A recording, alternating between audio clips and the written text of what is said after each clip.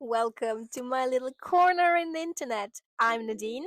I'm traveling with my dog Marjorie, and I welcome you wholeheartedly to Everyday Alchemy, where I walk the 12-week path of Julia Cameron's The Artist's Way. Journey with me through the mess and magic of life itself. This is week 1. Recovering a sense of safety. We have been taught to believe that negative equals realistic and positive equals unrealistic. It's a quote by Susan Jeffers, and it was one of the 2 quotes that really resonated with me in week 1. I started the week by writing a contract that I signed for myself, promising to honor this journey. And I know that from the first time when I just got to week 8 and then just couldn't continue, that this time around I want to see it through.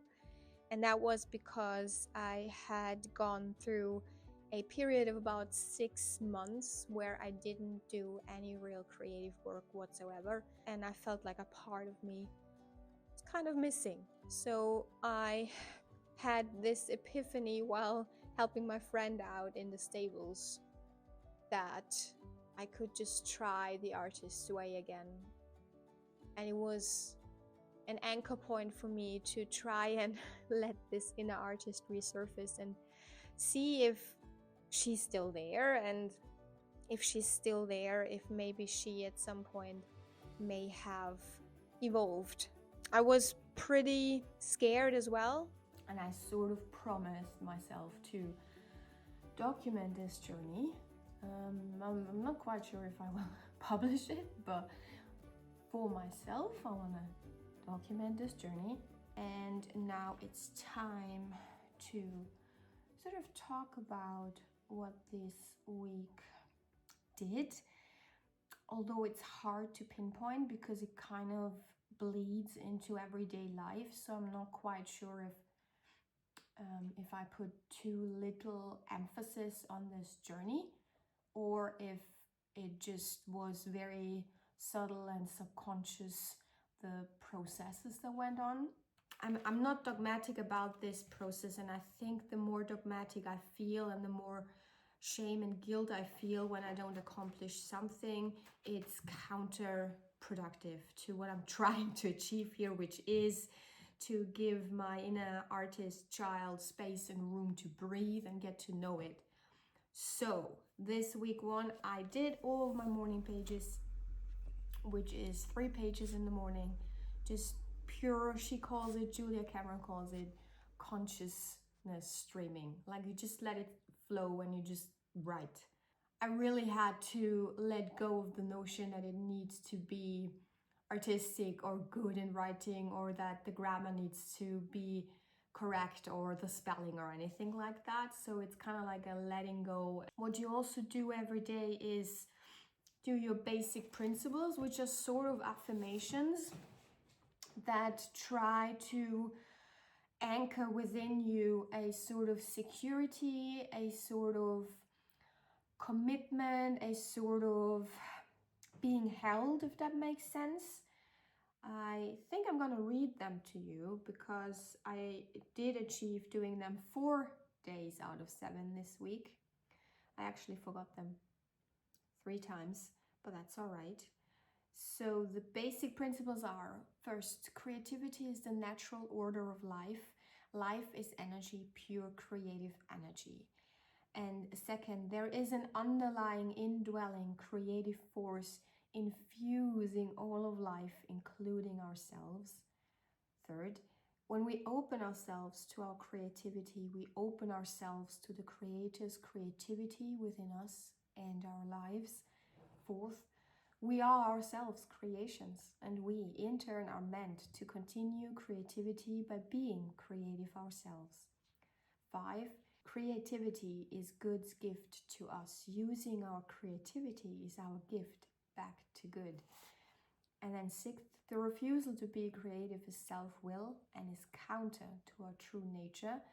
7th, when we open ourselves to exploring our creativity, we open ourselves to good orderly direction. 8th, As we open our creative channel to the Creator, many gentle but powerful changes are to be expected. 9th, it is safe to open ourselves up to greater and greater creativity. And lastly, 10th, our creative dreams and yearnings come from a divine source.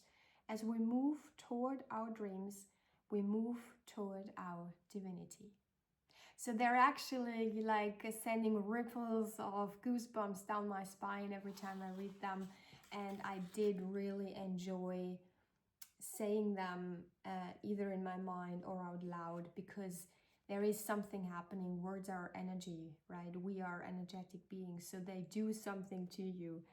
And then there's also an artist state. So Julia Cameron says, aside from the morning pages and the basic principles, you do an artist state, which is basically without any restrictions, without any struggle or pressure. Just take at least minimum of 2 hours every week, and don't include anyone else. Like, don't have anyone come onto that date, whether it be craft shopping or just sitting in the park or bathing in the forest or something like that. It's really you and your inner creative child, basically.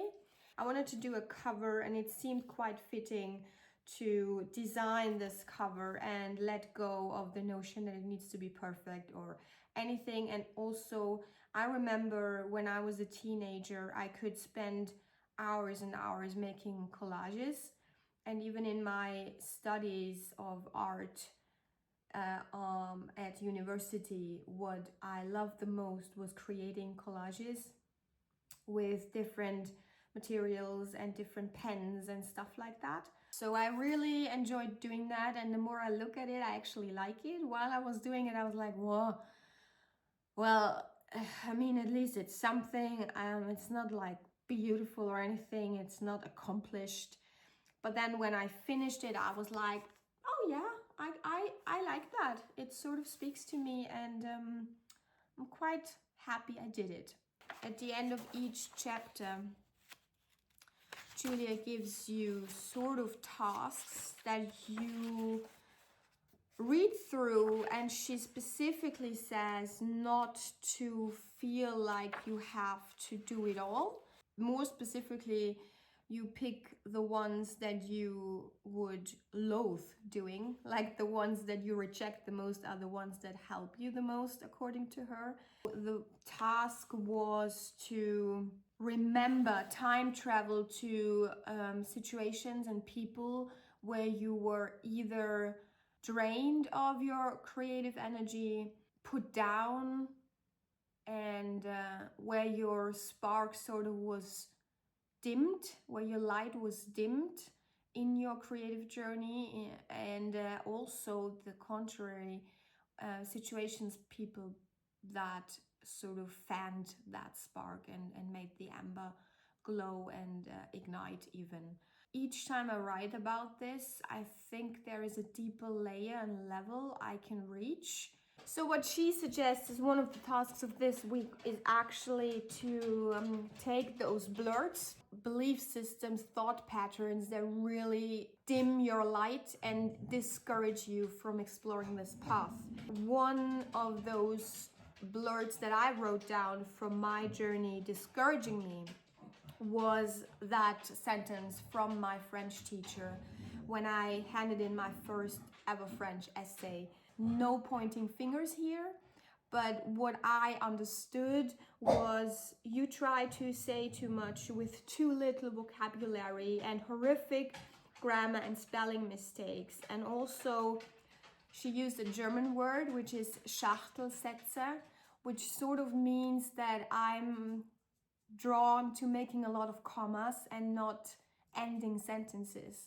So my sentences might even be paragraphs. The task of the week was to take one of these blurs or several of these blurs and then reframe them. So what I made out of that was you have an artistic, blooming mind with so much to offer, capturing nuances and facets, hoisting the reader into worlds of perceptions, languages, emotions, whole states of reflections, and realms of expression. You can be yourself in your expression, in your articulation. Shine bright, write as you are called to write. And the other task I did was 5 other lives, where she encourages you to just be playful about it and envision yourself with 5 different jobs, 5 different life paths and stuff like that. And then she encourages you during the week to take one of those lives and try to implement something that encourages you on how you would perceive living this life. So although I thought there was not a lot going on in this week, consciously I now realize with 19 minutes talking that there was a lot. If you do like a Sunday to Sunday week, you're called to read the chapter ahead of starting the week, obviously, because some of those tasks request of you to like be attentive and be mindful about your week. On the side, it's a lot of quotes, and I'm just loving it because I'm a sucker for quotes myself. I want to read a few of them, especially those that really felt like a soothing embrace. And that is specifically from Julia Cameron herself. Leap and the net will appear. We have one from the Talmud, which states that every blade of grass has its angel that bends over it and whispers, grow, grow. Beautiful, isn't it? Sort of changed the way I think about the very fabric of life, which is we have been taught to believe that negative equals realistic and positive equals unrealistic, said by Susan Jeffers. Even though in my mind this week has been sort of like a blur of things happening and not being very attentive to the process, once you commit to a process like that, you realize that you're actually a really deeply connected being, expressing yourself artistically, whether you do it in an artistic art form or through everyday conversation or through everyday tasks that you do mindfully. I feel like the essence of this week, this recovering a sense of safety, has been triggering a lot of hidden core issues I have with feeling a sense of safety within myself and being myself, speaking to my future self and letting it know that the way you are is really special. What you bring to the table and how you express yourself and your love for people and nature and animals and language and how you weave everything together so that it makes sense to you. The way you're brave and courageous to express yourself and standing true to yourself and even feeling that authenticity emanating off of you. You're a captivating person, and I would love for you, if you watch that back, to let that sink in.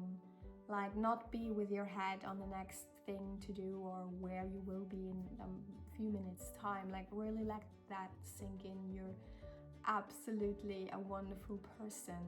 You have so much love to give. You can absolutely trust your path because your intuition is there and you feel it every day, and it is reflected back to you in the most healthy and beautiful ways life and the universe, the people around you, the animals around you have to offer. So continue on this journey and we'll talk next week. If this journey calls to you, maybe it's time. Maybe it's time to listen to that quiet inner voice. I gave my creativity some breathing space and it felt so good. I just have to begin.